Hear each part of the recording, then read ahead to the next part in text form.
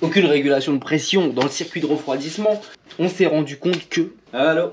Ouais, tu vas bien. Ah, t'es cassé. Ah, t'es fêlé, hein. Incroyable.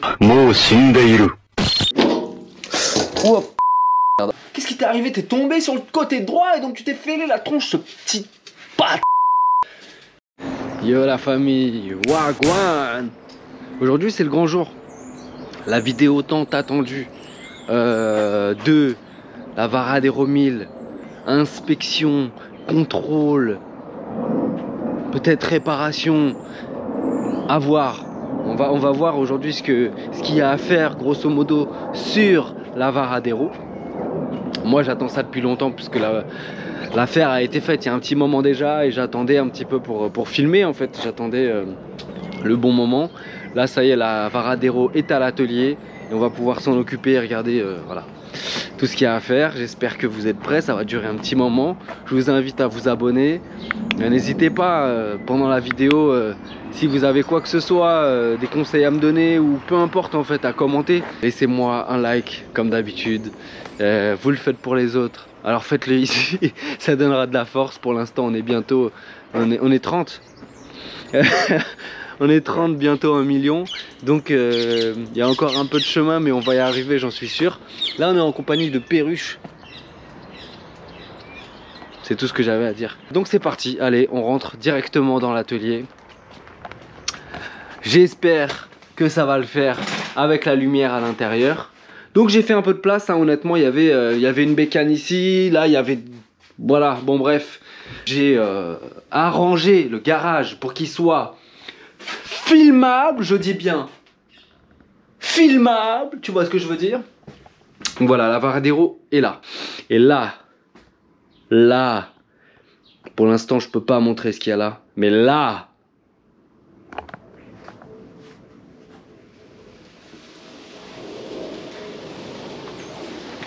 Waouh!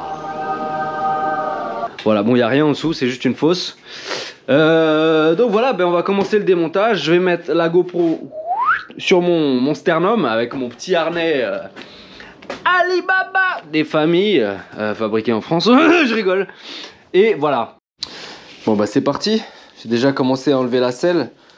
Et mes mains sont devenues sales immédiatement. Moi, j'ai un truc. C'est que si je démonte une pièce et que la pièce est sale, je vais tout nettoyer et je vais vérifier qu'il n'y ait pas d'autres pièces sales en dessous. Et quand j'entends sale, j'entends que à partir du moment où je travaille sur une de mes motos, ça veut dire que je vais être amené à travailler encore une fois sur mes motos. Ça paraît logique. Donc, la première fois, je vais tout nettoyer et ensuite, ça va faire partie de l'entretien normal de nettoyer entièrement, entre guillemets, la moto. Pour qu'après, je puisse travailler carrément sans gants, tu vois ce que je veux dire? Là, par exemple, c'est rempli de poussière, tu vois, c'est vraiment rempli de poussière, je sais même pas ce que c'est, qu'est-ce qu'il est à les foutre. C'est des copeaux de plastique, de sable, bref. Donc ça, je nettoie, tu vois. Pour que derrière, si j'ai enlevé ma batterie pour je ne sais quelle raison au bord de la route, j'en sais rien, et ben pas tout de suite, au bout de 2 secondes, à avoir les mains complètement dégueulasses et mon jean mort, tu vois, juste parce que ma moto est sale, voilà, bref. Donc que ce soit à l'intérieur ou à l'extérieur, je vais faire en sorte de cleaner la moto. Donc là, la première étape, ça va être de sauter le réservoir, voir comment c'est en dessous, voir ce qui se passe, voir la fuite d'eau, voir l'accès aux tendeurs de chaîne de distrib qui sont, comme je l'ai dit dans ma vidéo test, les maladies principales de la moto. Donc, on va vérifier le système d'eau en premier, je pense. Déjà, on va commencer par démonter. Démonter ces carénages. La bulle, il va falloir la changer, quoi qu'il arrive, elle est morte. Morte. Donc, je vais l'enlever. Ça fait pas partie forcément des priorités, tu vois, la bulle par exemple, on s'en fout. C'est quoi? Oh là là, je vais tout compartimenter comme ça là. Ça va être terrible. J'ai toujours des boîtes qui traînent, tu vois, avec 2 vis dedans.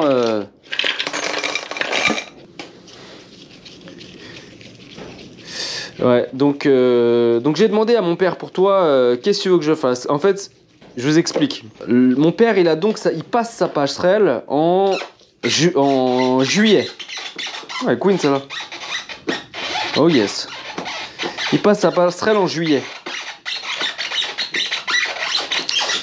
Il faut que la moto elle soit prête, disons, pour juillet. Maintenant, il y a la question du budget. Là, ça va quand même lui coûter un peu de sous. Donc, faut savoir que bon, on roule pas sur l'or non plus. Et l'intérêt de cette moto, c'était... Oh là là, c'est infernal. L'intérêt de cette moto, c'était donc d'avoir une moto pas chère, remettre des sous dedans et qu'elle reparte, voilà, et qu'elle roule un bon moment sans avoir de soucis particuliers. Tu vois ce que je veux dire? Bon, on sait jamais sur quoi on tombe. Mais bref, du coup, l'esthétique, évidemment, passe après.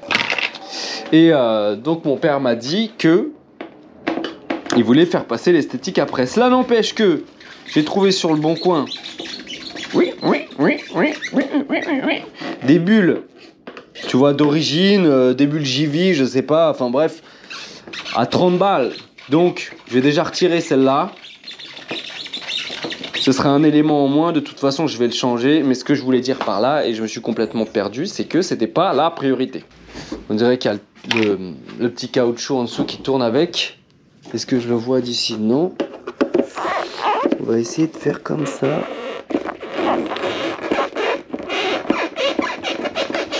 Là.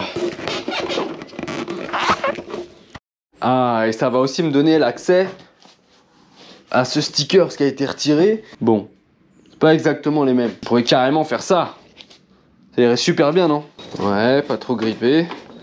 Alors, le proprio m'a dit que, enfin l'ancien proprio, m'a dit que le tapis de réservoir gris Baxter avait été mis sur la moto au moment où il l'avait acheté neuve et qu'il l'avait absolument jamais enlevé. Donc je suis impatient de voir l'état du réservoir et sa couleur.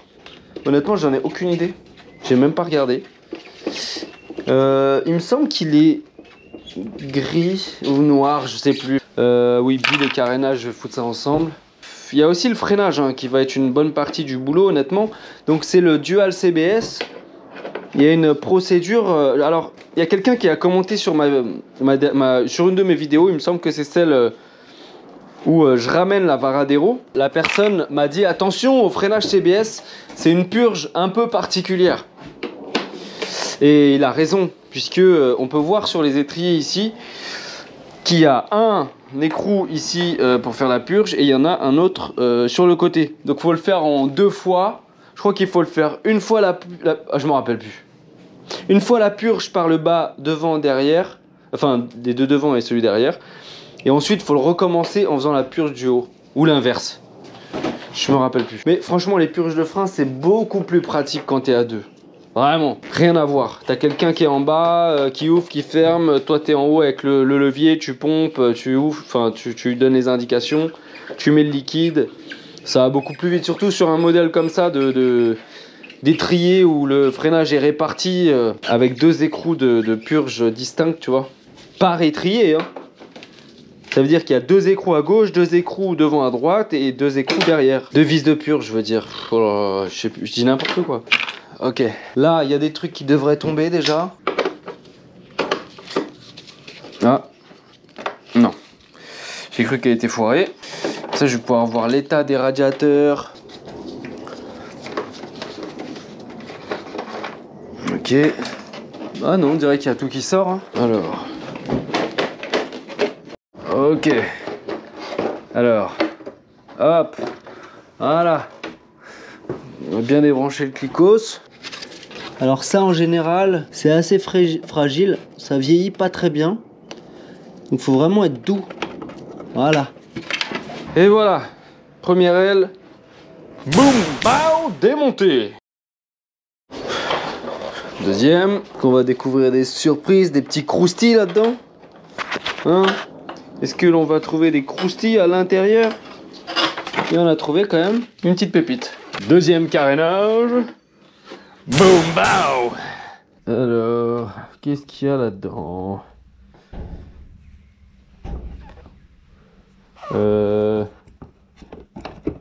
Bah rien, c'est sec grave. Comment c'est sec? Ah ouais, donc l'eau elle circule pas du tout en fait déjà. Ok. Alors je comprends un peu mieux. Donc, on va virer les sangles. Là, les deux, c'est bon. Ici, qu'est-ce que c'est? Petit crochet. Là aussi, j'ai une sangle. Ça va, c'est pas ce qu'il va y avoir de plus compliqué à remettre, je pense. Bon, tout de suite, elle a une autre gueule, hein. Elle va commencer à rapetissir, on va voir la Varadero, on va croire à une dirt bike là bientôt, hein. Tellement j'enlève des pièces. Et là, on découvre, ok? Dans quelques secondes, on va découvrir un réservoir vierge.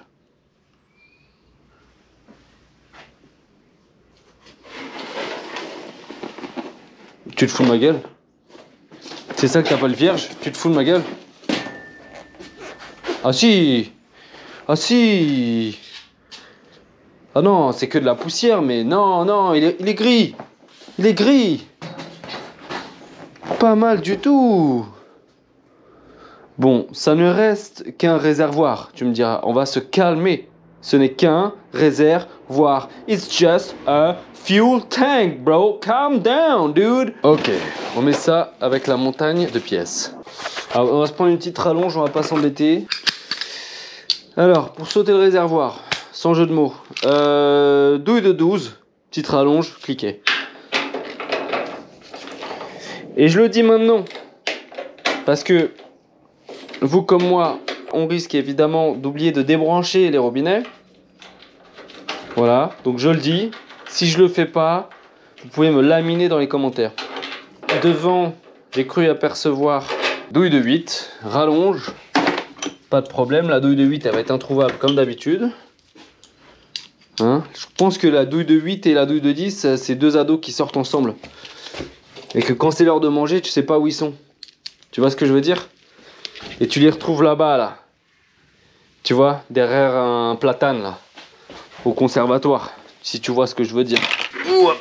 Ouah, ça n'a pas beaucoup été démonté, cette affaire. Hein. J'essaye de recaler la GoPro à chaque fois pour que vous puissiez voir quelque chose. C'est incroyable la vitesse à laquelle la GoPro se décharge. Ça, c'est incroyable. Il va bientôt falloir que je me commande une deuxième batterie. Comment je commence à foutre mes outils là-bas alors que je les ai pris là-bas? En général, tu sais que bon, tout ça, ça va finir là-dessous. Démonter les robinets. Merci de me le rappeler. Merci pour les commentaires d'ailleurs, pour le soutien, pour le support. J'ai vu qu'il y avait quelques personnes qui avaient participé lors de la dernière vidéo. Ouvert, fermé. Ah, il est tout doux ce robinet, c'est marrant ça. Je vais passer un petit coup de paille de fer. Putain, pourquoi je suis sur le bon coin moi? Je vais passer un petit coup de... Alors je sais pas si tu vas voir quelque chose, hein. Mais grâce à la paille de fer, je vais réussir à enlever le verre de gris, tu vois, qui est sur le robinet. Et savoir où est-ce qu'on l'éteint. Parce qu'il y a 3 positions. Déjà, c'est bon de savoir qu'il y a une réserve. Mais voilà, donc là, je vois que off. Parfait. Une fois que le robinet il est sur off, on tire le collier. On décolle un peu la durite. Hop. Et ensuite, on y va. Si on peut y aller sans la pince, c'est encore mieux pour pas abîmer la durite. Mais là, je crois que il va falloir qu'elle me file le coup de patte. Hop. He knew. He fucked up. Oh putain de merde. Alors là, c'était mal fermé, ok? Ah, il fallait que ça m'arrive. Écoutez, pourtant j'ai bien mis le robinet sur off, donc c'est pas très rassurant. C'est pas super rassurant, tu vois. Comme ça, tu vois, je m'embête pas. Robinet HS. A priori, hein. J'ai mis sur off et ça pissait grave. C'est que c'est HS. Donc je prends... Voilà, très bien. Ensuite, voilà. Je crois que tu as à peu près compris ce que je vais faire. Ensuite, voilà. Ouais, exactement. Et ensuite, voilà.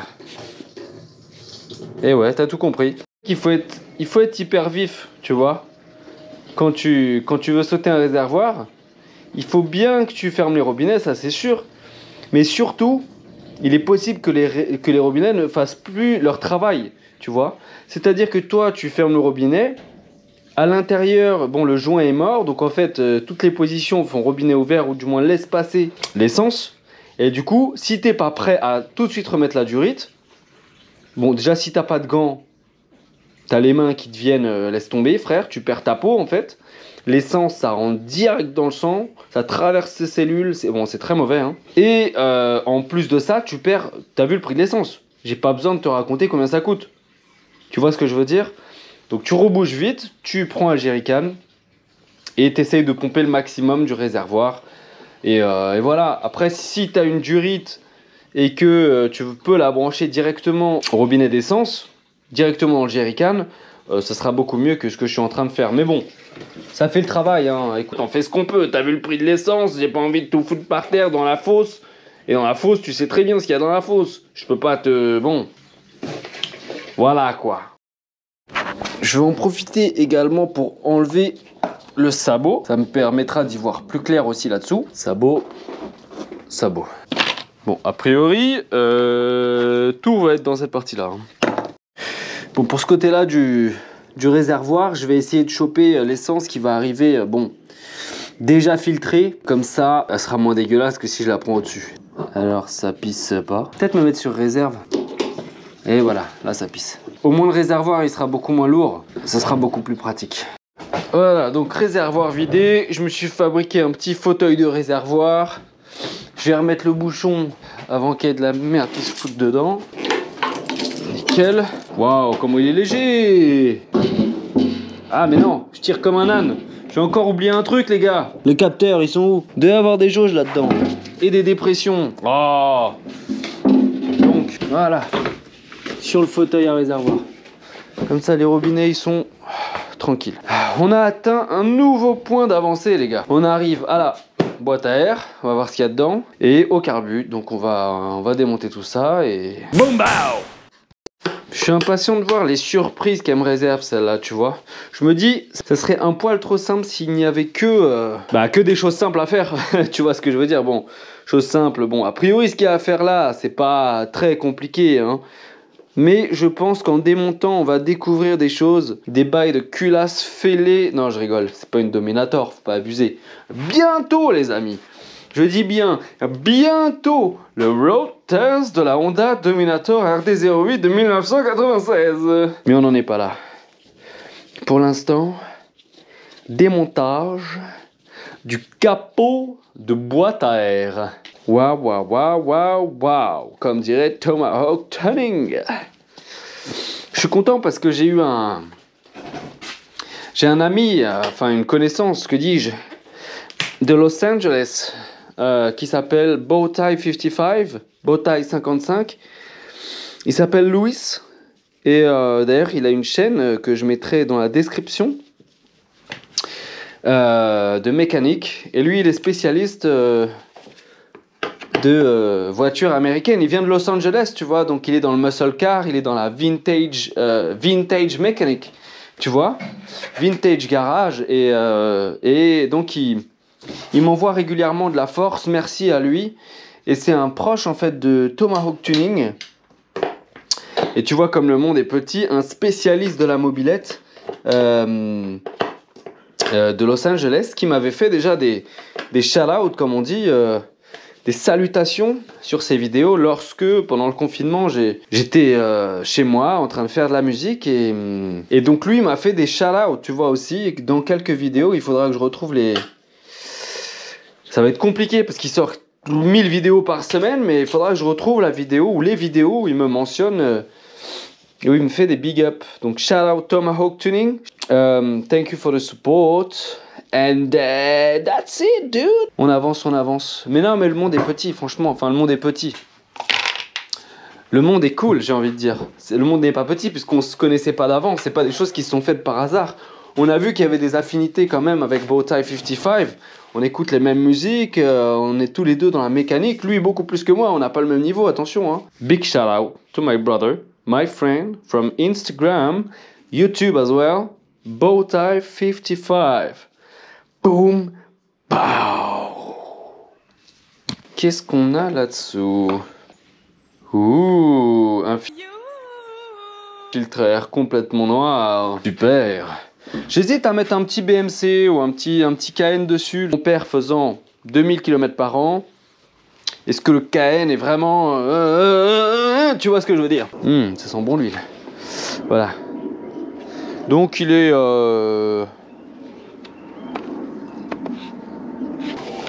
Bon, on va en recommander un, ça sera plus simple. Et donc c'est parti ici pour le démontage de la boîte à air. Ouh, c'est mouillé là-dessous.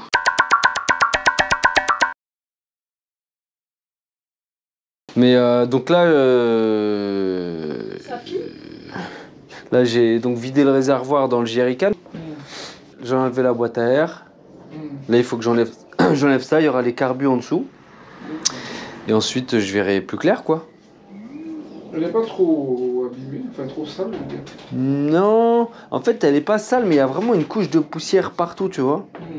Donc ça je vais remettre ça au propre, tout est en bon état. Et t'as viré ta bulle, ta vieille bulle. Ouais, je l'ai enlevé. Franchement c'est pas mal du tout comment c'est fait là. T'évites de t'emmerder avec des, tu vois, des colliers, des trucs, des machins. Là on dirait que c'est que des vis. Je connaissais pas ce système franchement. Je trouve ça pas mal du tout. Ouais, tu vois. Hop.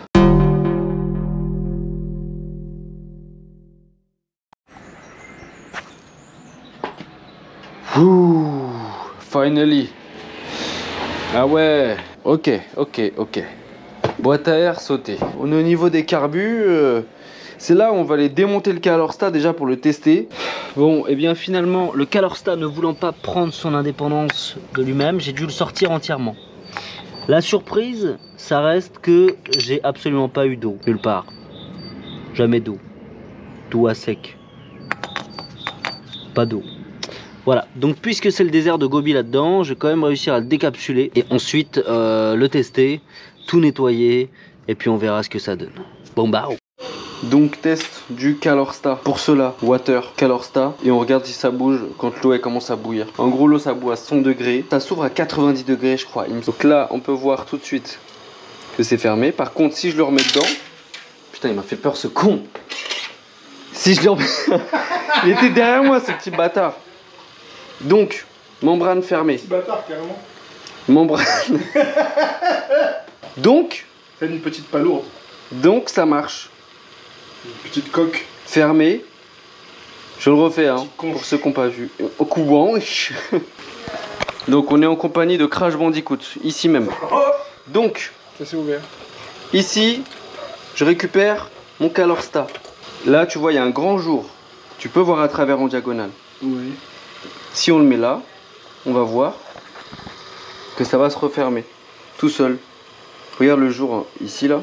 Là, c'est en train de se refermer. Diminue, ouais, je vois. Et donc ça, il faut que ça se referme complètement. Ça veut dire que ça bloque l'eau. Ça empêche... donc quand ça se ferme, ça empêche le liquide de circuler pour que le moteur il monte en température. Donc c'est fait exprès. Et dès que l'eau elle commence à être chaude, automatiquement, tu le vois se rouvrir. Dès que l'eau elle est à plus de 90 degrés. Donc ça marche.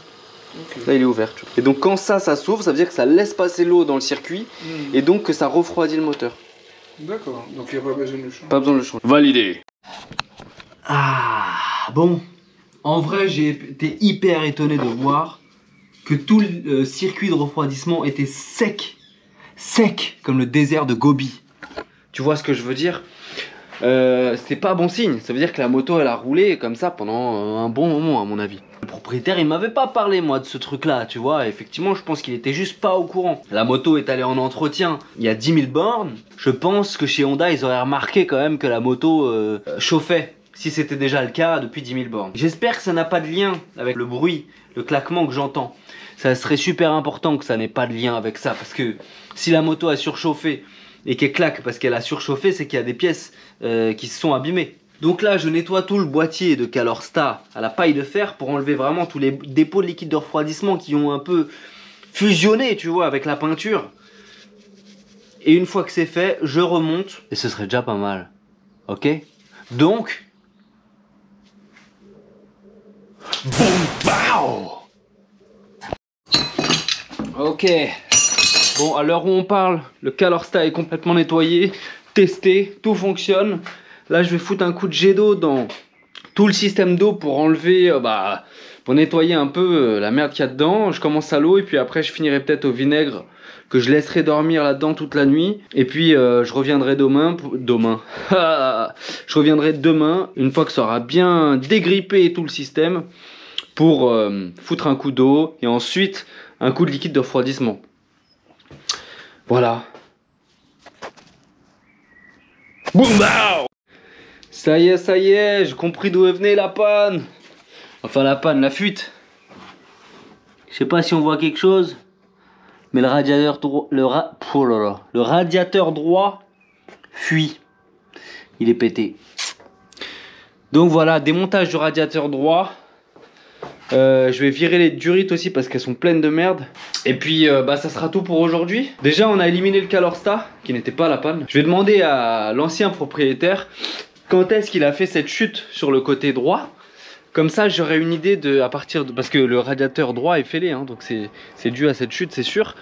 Et on verra à partir de ce moment là depuis combien de temps il roulait sans eau. Et ça va être assez parlant à mon avis. Donc j'espère qu'il a chuté pas longtemps avant qu'il ait arrêté la moto. Pour que ce soit clair. Ok, démontage. Bon du coup voilà, hein, dernière étape, démontage du radiateur. Je vais desserrer les colliers. Donc je vais voir si je le fais réparer. À mon avis un radiateur d'occasion de Varadero ça doit pas valoir très cher. Donc je pense que ça vaut mieux, il vaut mieux le coup de le changer directement que de le réparer. Donc là, ça doit valoir quoi? Allez, 50, 60 balles, j'imagine. D'ailleurs, si quelqu'un en a un, hein, n'hésitez pas. Hein. Les pièces que je cherche pour la Varadero, c'est levier de frein avant. Évidemment, il n'y en a qu'un, levier de frein. Radiateur droit. Et une bulle. Très important. La douille de 8, évidemment, comme prévu, je l'ai perdue entre temps. J'ai entendu rouler et tout. Bon, tu t'imagines bien que qu'elle a disparu depuis le temps. Ah ouais, je l'ai entendu rouler tout à l'heure. J'ai dit putain, celle-là, je l'entends rouler. Si je la ramasse pas maintenant, je vais jamais la retrouver. Résultat, tiens, j'en ai une deuxième. Parfait. Nickel. Voilà, on a élucidé déjà un problème. Hein. Franchement, en gros, le Calorsta au fond, donc déjà, il était complètement scellé. Parce qu'il était à sec depuis je sais pas combien de temps. On l'a testé, il fonctionne. Par contre, la partie basse du Calorsta, elle était remplie de merde. Donc j'ai dû, à la paille de fer et au vinaigre, vraiment bien le nettoyer. Je l'ai fait baigner et tout, tu vois. Les durites, du coup, il y avait les durites du bas qui étaient un peu obstruées. C'est pareil, je les ai nettoyées. Puis là, on a découvert que finalement, c'est le radiateur qui fuit. Ok. Oh là là là là. J'ai un gros problème de diction aujourd'hui. Radiateur droit, c'est fait. Papa. Ok. Ok. Stylé quand même. Donc là, il faut que je démonte le ventilateur. Je vais le tester sur une batterie pour voir si ça tourne bien. Et lui, je le mettrai en bibelot. Je sais pas où. Mais j'aime bien. J'aime bien une belle pièce d'aluminium.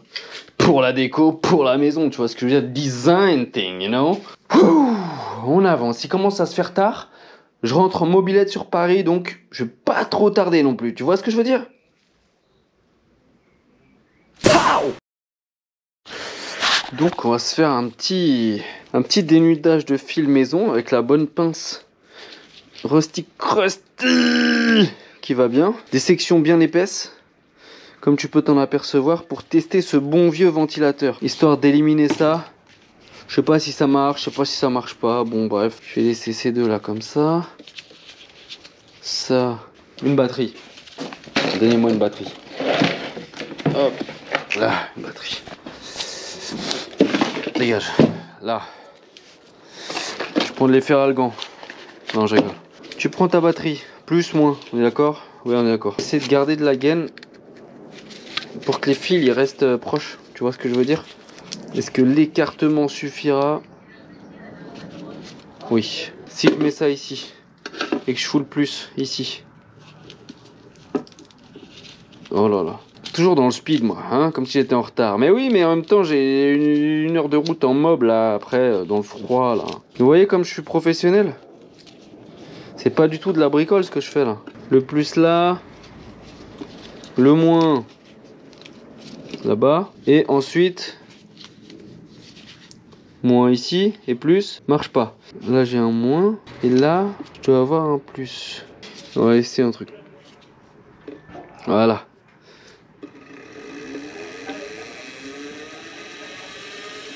Ouais, ok. Pas très fluide quand même, hein. À mon avis, ça fait longtemps qu'il a pas tourné, tu vois. Voilà, il est beaucoup plus fluide. En fait, il avait pas tourné depuis grave longtemps, le bordel. Non, c'est tout bon. Donc le ventilateur, on est good. Oh yo. Bon. Boum, bao. Mot d'ordre aujourd'hui. Boum, bao, radiateur. Le radiateur, c'est boum, bao, ok? Qu'est-ce qui se passe? Aujourd'hui, on a commencé le démontage du Varadero. On n'a pas trop eu de surprise. Ce qui se passait, c'est qu'il y avait une fuite au niveau du refroidissement. Et ce qu'on a fait aujourd'hui, c'est de trouver d'où venait cette fuite. D'où venait cette fuite. Moi, j'étais sûr et certain que ça venait du Calorsta. Parce qu'il m'était arrivé une panne similaire sur mon Africa Twin qui n'avait pas tourné depuis des lustres. Calorsta est resté ouvert, ça fuyait, bref. Aucune régulation de pression dans le circuit de refroidissement. Et aujourd'hui, on s'est rendu compte que...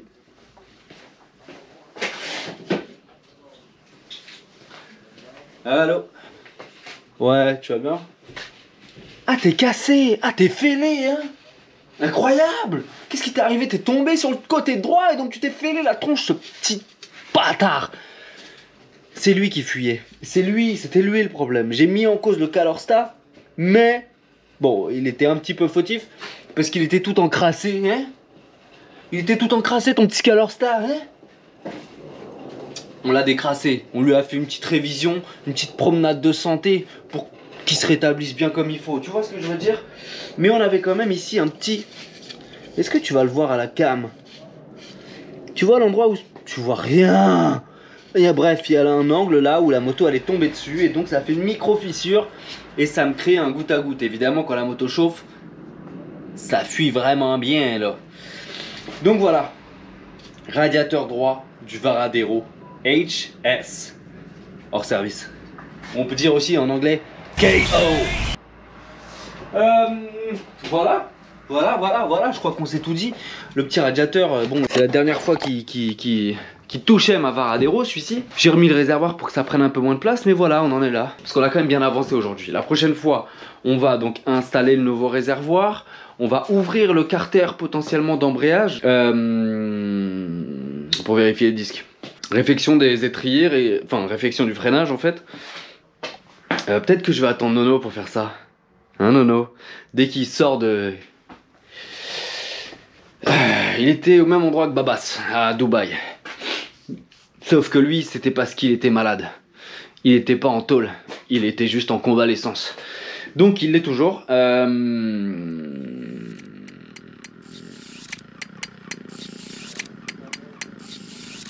Donc peut-être que je vais attendre Nono pour faire la réfection d'étrier. Ça nous fera une petite vidéo à deux et ce sera l'occasion de vous le présenter. El nonotto en italien.